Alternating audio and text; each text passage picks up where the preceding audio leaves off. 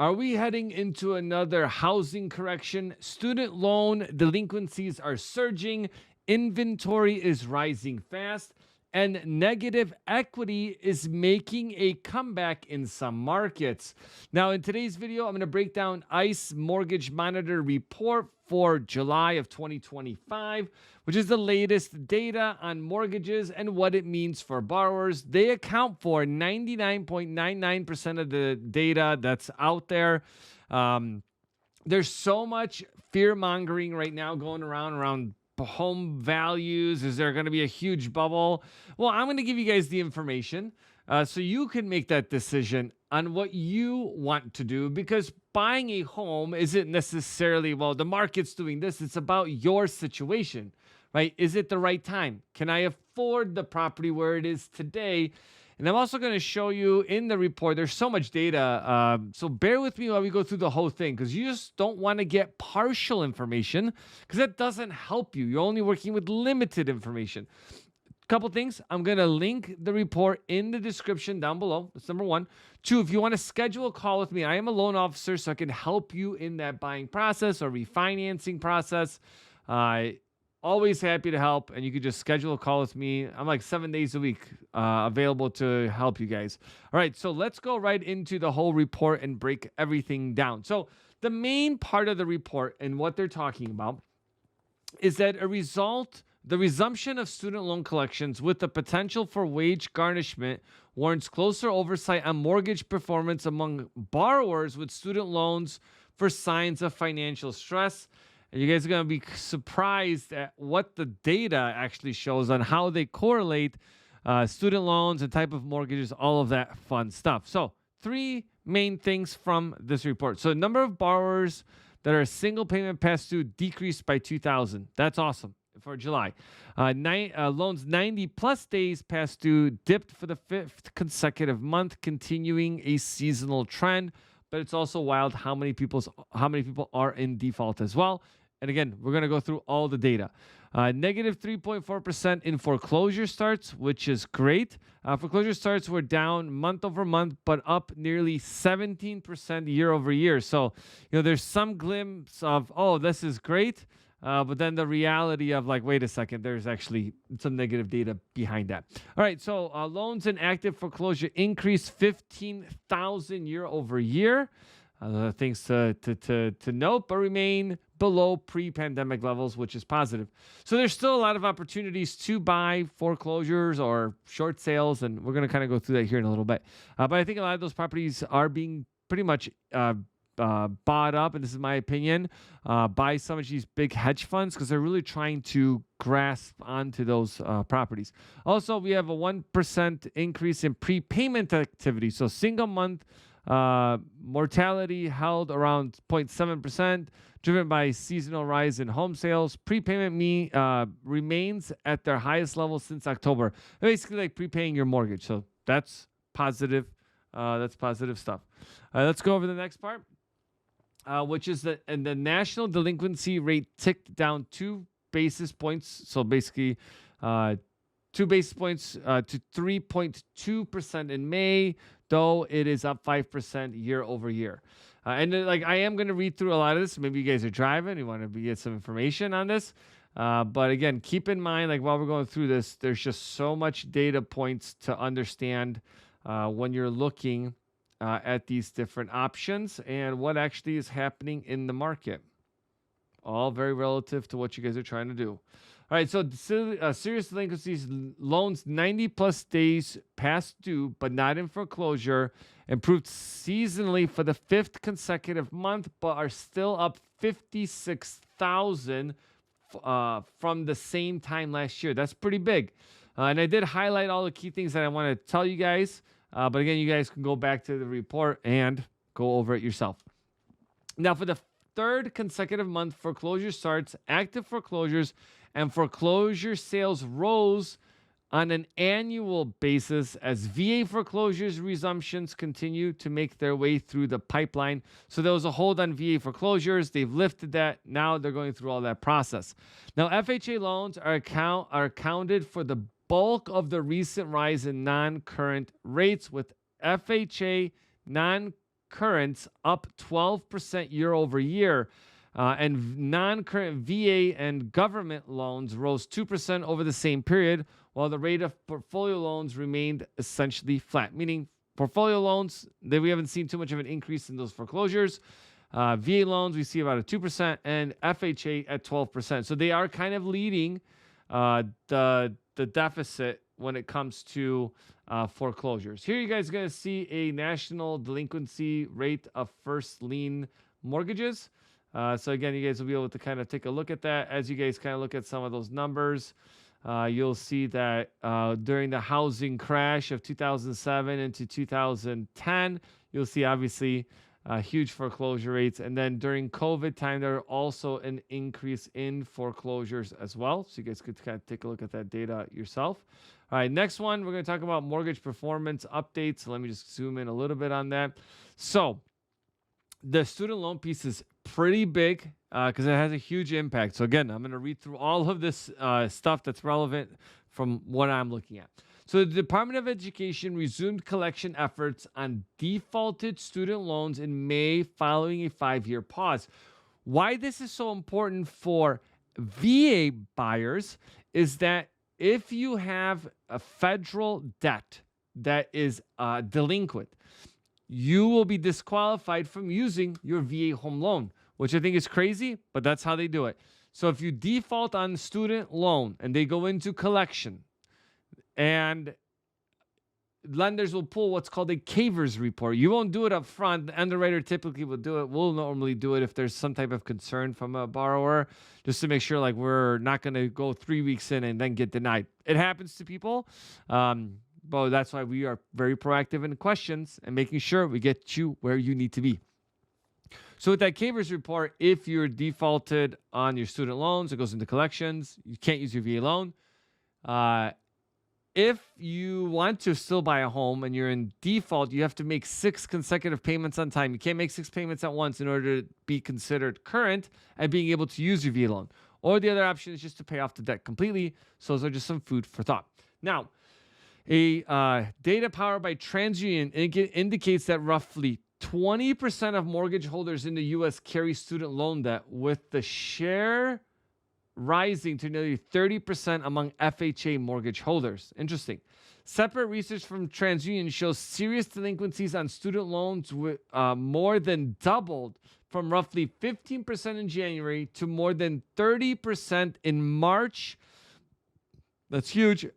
Before flattening to 31% in April. Those are huge numbers. Another 24.5% of borrowers are either 90 plus days past due with delinquency not reported, or are in early stages 1 to 89 days of delinquency. That's 15.6%, suggesting that student loan delinquency rates may continue to trend higher. That is a huge amount.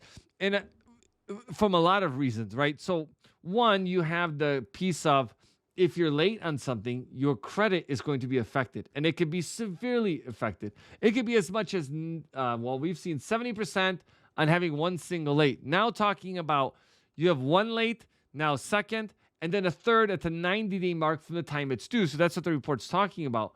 Those are huge numbers. Those are not very small. So when you think about home ownership or thinking about accessing credit, really having good credit is going to be the key driver to getting lower interest rates overall. And also, like, car loan payments have skyrocketed. It's like 20% of people have over $1,000 car payment, which again is wild because that takes away so much purchasing power. Now here, this kind of comes back together on what student loans mean for people qualifying for mortgages and what default rates are. So borrowers carrying student loan debt are more likely to be past due on their mortgage than those without. The borrowers past due on student loan debt are as much as 4 times more likely to also be past due on their mortgage than those current on student loans. That is a big factor. And right now, when we're assessing, let's say, qualification for a loan product, we're not saying, oh, you have a student loan, you're higher risk, so you're getting a higher rate. That doesn't exist in the model, right? Most of the time when you're thinking about interest rates, you're talking about what are the credit, like your credit score is going to have an impact on what kind of rate you get, type of loan product, down payment, type of property, like a manufactured single, multifamily, condo. All that is you have built-in risk pricing, meaning the pricing or the rate gets adjusted based on those risk categories that are being done. This is an interesting, just an interesting report. Let me zoom in on this a little bit. So this kind of shows you, this thing doesn't want to exactly go in how I want it, but it's okay. So it just shows you the share of mortgage holders carrying student loan debt. So FHA is at like 28%. VA is about 19% or so. Government-backed loans are going to be around 17. Portfolios around 16, and all mortgages on average about 19. So that's kind of like what the report talks about. So again, more data for you guys to be able to take in. All right, now let's talk about interest rates and mortgage lending trends. And again, I'm going to link all this below so you guys can see it. So the market is now pricing at a near certainty that the Fed will cut interest rates at least once by the end of 2025. Now, they've said before, like, oh, we're going to cut it once, we're going to cut it 2 times, 3 times. And they say this year over year. It's the same story that they're always talking about cutting rates, and then nothing happens, and then markets react, causing a ton of volatility, and then you getting all these doomsday in your feed, when in reality, it's just not as bad as people think. All right, 30-year mortgage rates hit 6.75 as of June. Again, this is based on what the ICE indicated. This isn't what we're talking about, right? This is for educational purposes. So that's the primary piece of that. ICE 30-year fixed mortgage futures as of June 25th were trading at an implied 30-year rate expectation of just over 6.4% by mid-December, making the best 6-month mortgage rate outlook since April. So when people ask me, David, can you predict the future of rates? I would be extremely rich just based on that, right? But so they have these mortgage futures that investors are basically purchasing and trading. And that's like one indicator, but this that indicator shifts fast based on what's happening in the world. And that data may not always be the most reliable to look at because, again, it changes so fast. And you could look at that data and correlate it with where rates are and what their futures are to get an idea of how accurate that prediction is. But that's a lot of time you're putting in. And it may negate any of the savings you have by waiting for rates to drop. And I'm going to show you that chart as well so you get an idea, because we're always talking about that information. All right, next we're going to talk about the ultimate impact on recent tariff enactments and the ongoing conflict in the Middle East, still unknown, 10-year yields, 30-year mortgage rates, and the corresponding paths forward will remain volatile in the coming weeks, which we know about that.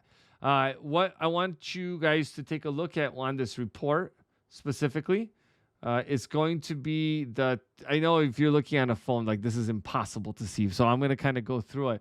Basically, the 30-year rate, we're talking about the rate versus the 10-year treasury. So it just kind of shows you a trend of what's happening with it.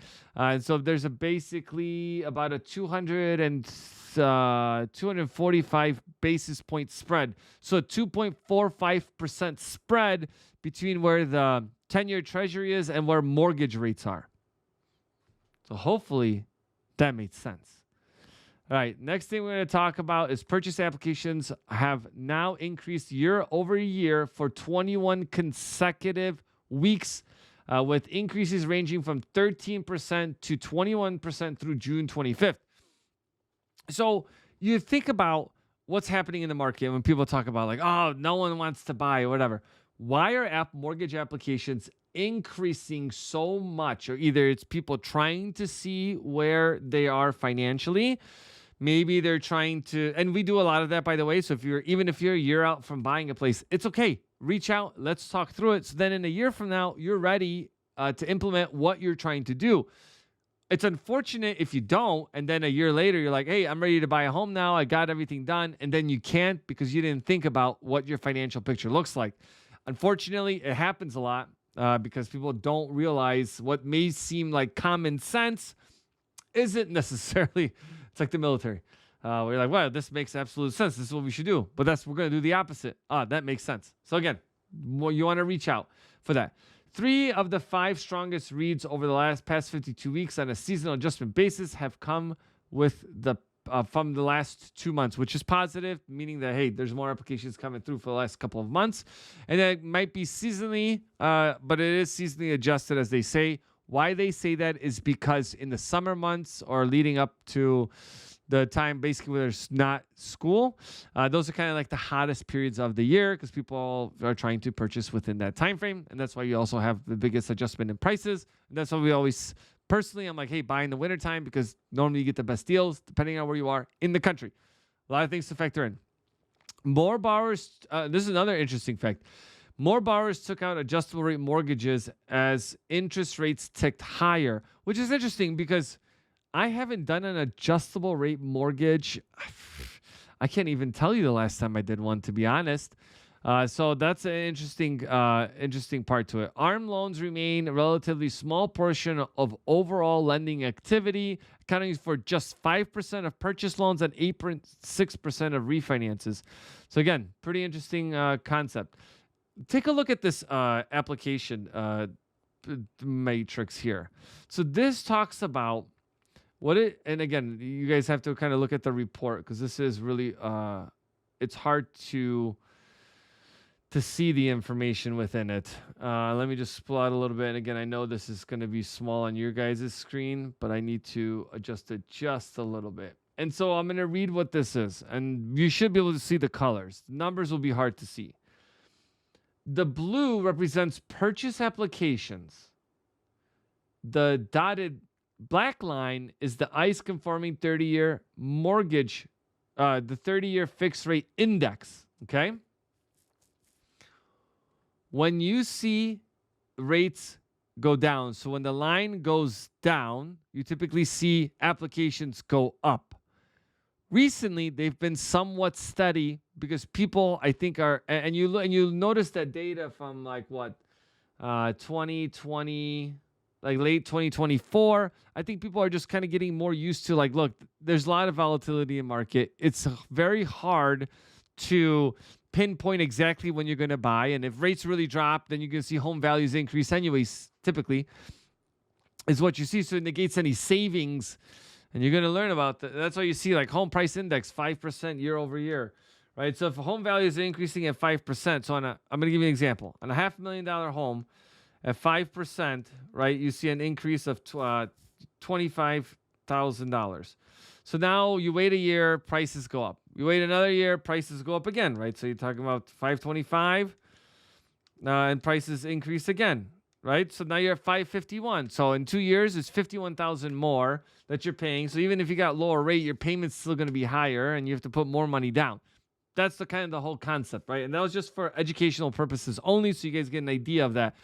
But we're going to look at an actual report that shows you what values are trending in different areas. So I know this is a bit long, but like you need to understand a holistic picture, not just a quick 5-second article or a 2-minute snippet that's going to tell you everything is falling apart. This is interesting. Temporary rate buydowns remain a popular product among buyers, providing temporary relief in today's high market environment. They talk about 2-1 buydowns and 1-0 buydowns. Let me explain what that means. So let's just say hypothetically, mortgage rates are 7%. Okay? A seller could prepay the interest for you to have a 2% lower mortgage for a 2-1 buydown the first year. So it would be at 5%. And they prepay the difference of the 6 and 7% for the second year. And on your third year, you're at the normal rate of 7%. So again, 7, as an example, you do a 2-1 buydown, market rate 7. First year, it's going to be 2% lower, hence the 2-1. The second year, it's the 1% lower, and then it's market rate. The challenge with these, or I guess opportunity, should I say, that lies within this is that you can have sellers in a slower market give you a credit to do that buy down to let you to get into that home sooner, I guess, but you still are qualifying at the market rate. So you still have to qualify at what the market rate is. They're just giving you a discount for the first year, second year, and there. If you refinance during that time, typically you could take that money that was set aside and apply it towards the mortgage, buying it down or buying down the rate, or being able to bring down the cost, like that money towards closing costs, or buy down or the equity in the property as a pay down on the mortgage itself. So there's some options that exist, but they are somewhat popular. Not every area, to be honest with you, we really haven't done any of them because in the markets we're at, we just really are not seeing that. Another interesting point is the 2-1 buy downs. It's the first year they'll do that, and again, a 2-1 or a 1% buy down is temporary, and sometimes you should look at what's the total cost of a buy down. Okay, of this 2-1 or 1-0 buy down, which is just 1 year, it's lower interest rate by 1%, and the second year it's at market rate, and based on what you agreed on. Look and see, like, does it make more sense to do a permanent buy down versus a temporary buy down? But again, that just comes down to each person's preference and what they want to do. Here it's going to talk about temporary buy downs, which are 2-1, 1-0, and 3-2-1. So 3-2-1 with interest rates 3% lower the first year. We typically see that more with like government products, but this kind of shows you that the most popular products are going to be the 2-1 buy down led by the 1-0, and then the 3-2-1 not as much, because it's crazy expensive. I'm not gonna lie. Where we may see that more is with builders offering that. Just double check when you're looking at these documents, like you're signing documents with anybody. Just double check, does the program make sense for you? Or is there some kind of too good to be true kind of aspect to it? Because we do see a lot of that, and I do not like that. All right, closing time. So this is talking about closing timelines, what the average close time is. I'm also going to chime in my 2 cents on this. So closing times hit the lowest May marking marks in the last 6 years that ICE has been reporting these metrics. So the average closing time frame, 41 days post application and 29.3 days post rate lock, meaning from the time you have the application, 41 days closing, and just shy of 30 days from the time a rate's been locked in. Purchase loans, which make up a little more than 80% of lending, right? So 80% of loans are purchase loans. Not many refis going on. Close 40 days post-application on average, right? So that's the lowest marks on record, which is great. And it just kind of tells you, like, look, back in 2020, it was like 58 days. So they're really depending on the transaction. I'll tell you that it really doesn't take that long. My experience is that it takes about 25 days or so on government products to close, depending on your market, many factors, kind of providing everything goes according to plan, right? Because there's a lot of moving pieces in a mortgage. So just some news on that. All right, now here's like almost everything we're going to go over. Because, again, all relative to data and understanding what people are doing with their debt to income ratios, because you might be wondering yourself, like, am I ready to be a homeowner? Does it make sense? Well, let's look at the numbers. So mortgage underwriting standards remain tight despite lenders seeking volume and buyers facing significant affordability challenges. In a nutshell, what that means is that, it's positive to keep underwriting standards tight. Why is that? Because if you loosen them up, like they do with certain loan products like FHA and VA, you see that they have higher delinquency rates. It's not a coincidence, right? But lenders are they want to get more business, but they're still keeping their underwriting standards tight. This also correlates back to when we had the big housing crash, like in 2007, 2008, ninja loans, stated income, stated asset loans. You have to verify anything, like, oh, I make $200,000 a year. That's cool. Write it on paper, pull a credit report, and you close on the loan. That's insane. And so I'm sure people want to go back to that, but that would, again, cause massive amounts of problems. All right, evaluating interest rates continue to put pressure on debt to income ratio, with the average back end debt to income ratio hitting 40% in May, only slightly below 40.5% high reached back in late 2023. Just to give you something you can compare it to. FHA loans, conventional loans typically allow up to 50% DTI, depending on the product. FHA, 55. VA, I've seen it as high as like 70 something because VA loans look at residual income. The other programs have a hard debt to income ratio requirement. So two different things. Also, VA, depending on a ton of factors, go into like what you can qualify for the max.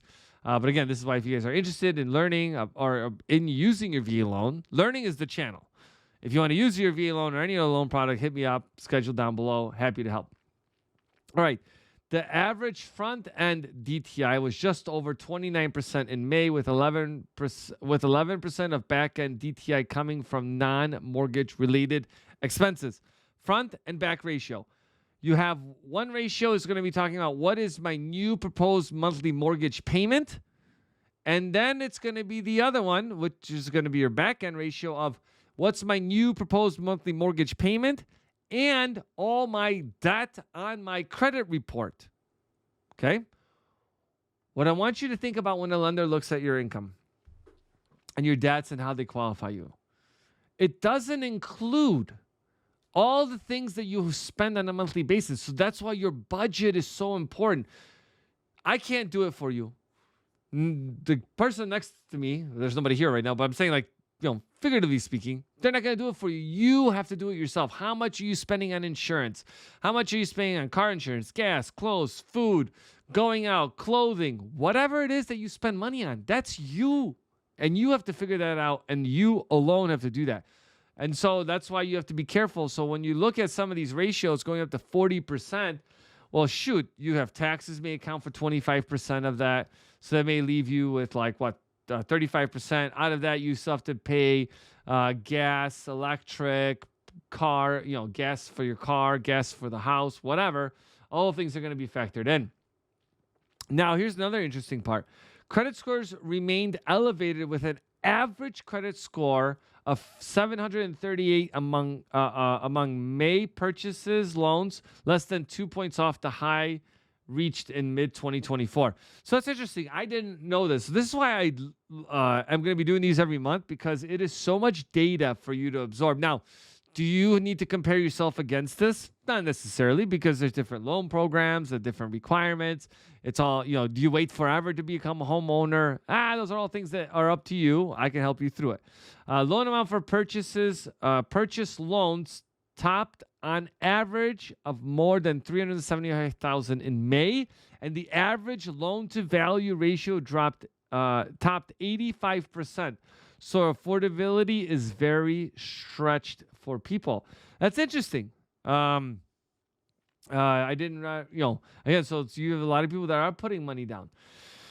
But we're going to talk about some of that stuff. So average debt to income ratio among purchases. This just shows you the average DTI front end on the left side, which is going to be the blue, and the dotted lines, the conforming rates. So as you see, rates are as rates go up, DTI is also going up and trending upward. So those all make logical sense. All right, let's go over the next section. So this next, I kind of skipped through that quickly. Hold on. Because this next section, you guys are going to be mind blown. All right, inventory continues to be the headliner trend for real estate industry moving into the middle of 2025. Yeah, that is true, right? That's why everyone's talking about the housing market's going to crash. All right, this next whole section, this and the following pages, you guys are going to be. This is like, it's just there's going to be so much data in this stuff that I want you guys to again check out the link, description, download it, go through it yourself. If you're really serious about homeownership, and you could at least have a leg to stand on because you know the numbers. The number of homes available for sale are up 32% from the same time last year. But that has an impact on the market, right? So people complained that there's not enough inventory. Home values are high. And so then I'm not buying. Okay. Now, home price, more inventory, which is, again, just like when the last market crashed. I'm like, hey, it's about 7 years or so, people are going to be back in the market. The same thing we're looking now, maybe a little bit sooner, because people outgrow their homes, or their homes are too big and they need to move to smaller homes, right? So you always have that dynamic that's shifting. So you can't sit forever in any one type of market. And people forget that. You have people that are never buyers that will never buy a property. You have people that are serial buyers that just constantly buy and sell all the time, and they're not worried about it. And then you have kind of like the average middle, which is like, hey, we buy a home every 5 to 7 years, which that's why we're seeing that trend right now of more inventory going out to people. Okay, but that has another effect on the market, which is what this whole section covers, right? The rate of improvement so far in 2025 puts the housing market on pace to return to pre-pandemic inventory levels this fall. 2 reports ago, they were talking about early 2026. But I just think that people are, one, getting more comfortable with the idea of like, look, this is where market rates are. It is what it is. Let's just move on with our lives. And so they're listing more. And then, people have more options. 19% fewer homes were listed for sale in May than was typical for the same month in the years immediately prior to the pandemic. There's a lot of reference to the pandemic. And the reason why there's a lot of reference is because that's the data that we're kind of running off of. So we're trying to compare data. If we took out like the housing crash that happened in 2008, 2009, 2010, take that out and isolate it. Same thing here, right? It's just it's an event that happened, and how do we remove that? So that's what they're trying to get back to, is like, how do we get to pre-pandemic levels so we have a normalized market that we can analyze? Deficit of home listings for sale nationwide. So still, we have our short 13% as of right now for housing inventory. And that's why you're also seeing price adjustments. Okay, if you look at we're short 67%. Well, yeah, you're going to have a home price increase because people have less options. And then there's just so many sellers, but there's a lot more buyers. Here we're saying, well, we're starting to normalize, right? Hey, we're about a 13% shortage. Hey, you know what? It's going to shift slowly to a buyer's market or neutralize, where it's going to be, you have same amount of buyers and sellers, which I think would be a pretty interesting dynamic. All right. Let's go over some of the stuff. You're not going to like this section, but you're going to love it because you're going to also know, if you live in these areas, you're seeing this in real time, and I'm going to go through it. So inventory levels have already normalized in 39 of the 100 largest markets, with 11 more on pace to return to pre-pandemic levels by the end of the year. Positive. Denver continues to see inventory rising sharply, with twice as many homes now available for sale than they did in May of 2017 and 2019. It's also ridiculously expensive. I'm going for a conference there. Holy cow. It's wild. Anyways, Washington, D.C., Stockton, Las Vegas, San Diego, Durham, Raleigh have also seen more than 60% inventory growth over the last 12 months. That's huge. This also kind of points out Denver, 100%, Lakeland, 87%, Colorado Springs, 87%, Austin, 69%, Seattle, 61%. That's like the largest inventory surplus. Just in a matter, that's crazy, right? So in a very short period of time, you have huge explosion in housing inventory, what happens, right? That why you see a dynamic shift between buyers and sellers market is if there's a lot of inventory, buyers have more options to purchase a property, right? So they're going to be more specific. So homes that are less desirable that typically or prior would be like, oh, that's the only option we have, so we have to go in, and there's a lot of people bidding on it. You don't have that as much in these areas. Huge inventory increase. And the inventory increase can be so high that literally demand can't consume it. For example, hypothetically, if there's 5,000 people that are wanting to be homeowners, but there's 8,000 homes for sale, you have 3,000 more homes for sale than there are people buying. So you're going to start seeing a shift in home prices because people want to attract those buyers. Before, it was the opposite. You had 5,000 homes for sale and 8,000 buyers, hypothetically speaking. So that's why prices increase. So this is what you have to be on the lookout for and understand. And again, if you're in this like, oh, we're gonna go back to this game of, well, if home values continue to decrease, I'm gonna wait till the price drops really low. You can't predict the market, and when you try to time it perfectly, you never win. My personal opinion. Now, there's other areas where it's super tight, so I have highlighted those. Interesting fact: California continues to be an area to watch closely, with 10 largest markets seeing 47 to 75% inventory growth over the past 12 months. Real interesting.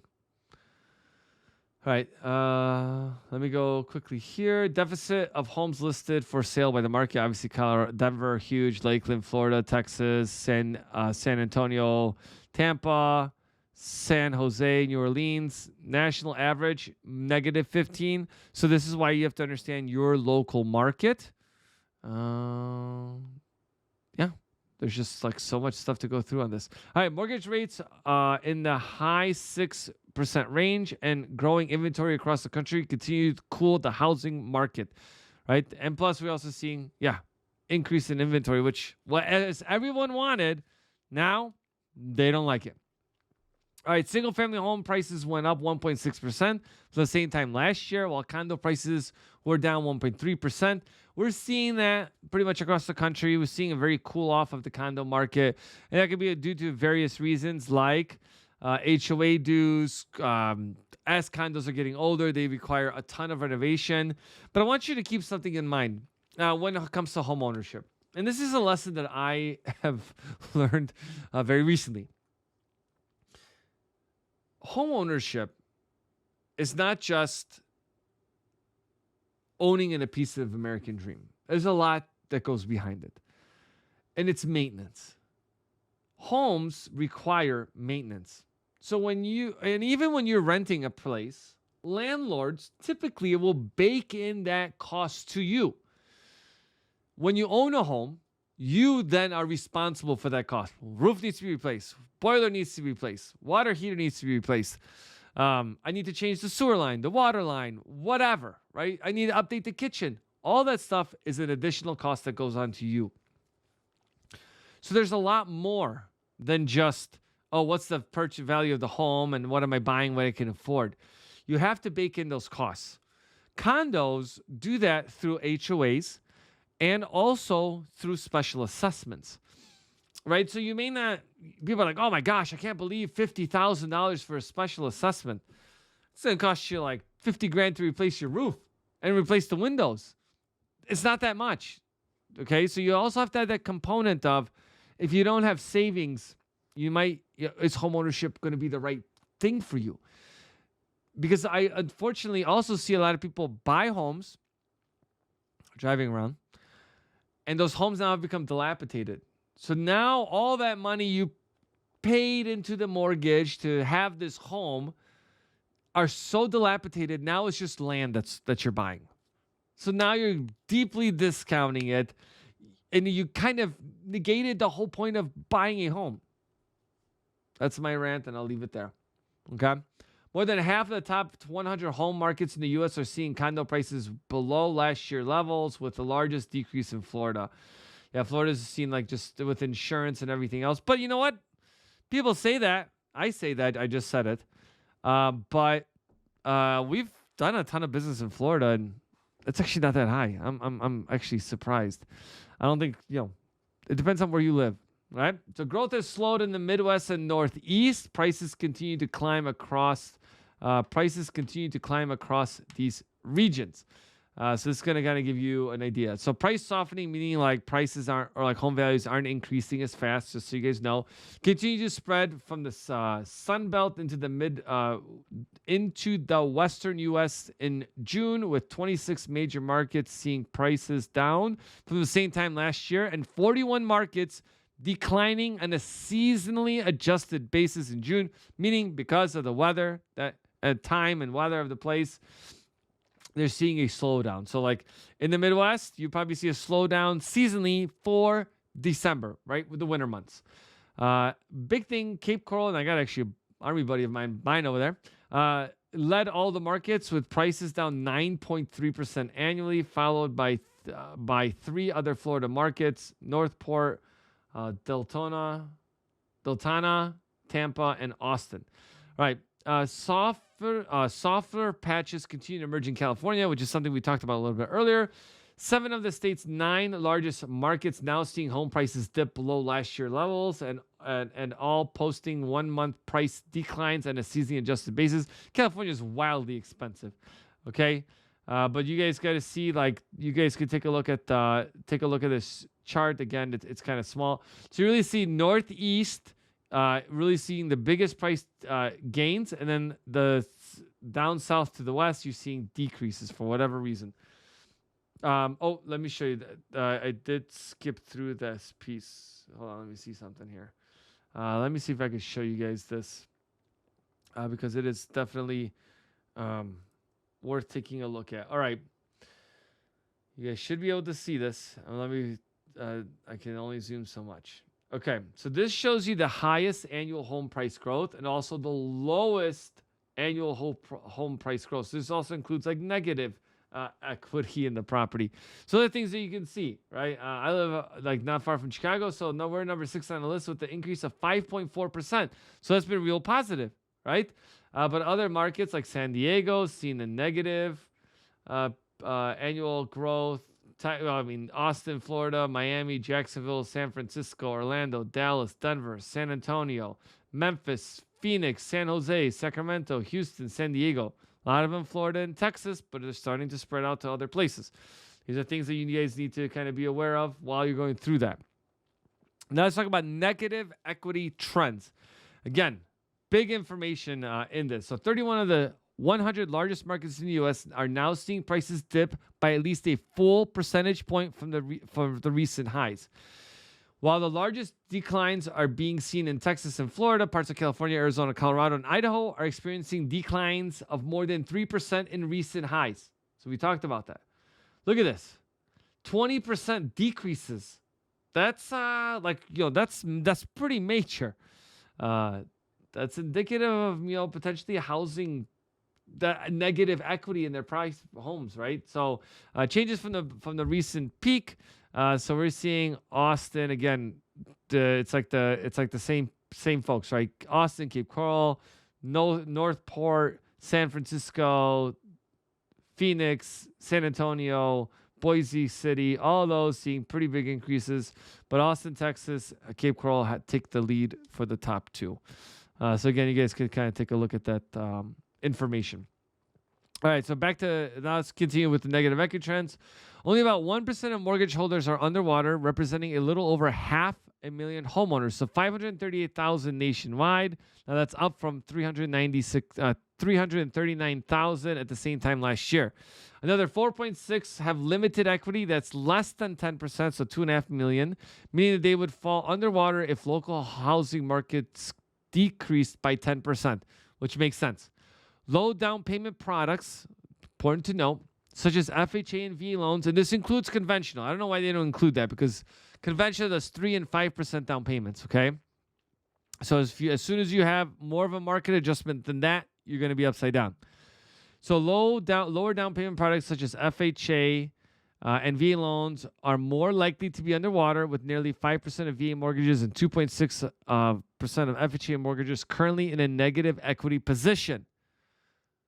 One of the factors for VA loans is, one, you pay a VA funding fee, which you can, if you're buying at 100% financing, technically you're like buying a home upside down, and it takes longer to get out of that. So those are, again, things to think about. Negative equity rate based on product. So you see that conventional FHA and VA being the highest. And then you also see that on all active loans, right? That's going to be the black part. And then you have the blue loans, 90% past due or in foreclosure. Not a really good sign, right? But conventional loans are at their lowest. VA is kind of going through some drama because of, not drama, like there's real things that are happening there, especially with the VAST program going away. People still recovering from the COVID thing and how they did those payments, still mind-blowing. They're working on a replacement for the VAST program, but the needle's not moving fast enough, and people are losing their homes. But on a positive, part to that, most of the homeowners that are in foreclosure with VA loans have at least $100,000 in equity. So that is positive. All right, let's talk about something. Negative equity rates are all but non-existent among folks that bought their homes in 2020 or prior. So homes 2020 or prior virtually are not negative because home values have gone up so much.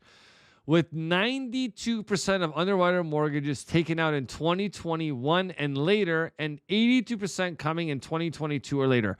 Another thing to consider you're talking about like this negative, people are upside down. When it comes to interest rates for people that bought homes in the 21, 22, or rates were like super low. So even if your home lost value, and this is the wild thing. So even if your home lost value, and I want you to do the math.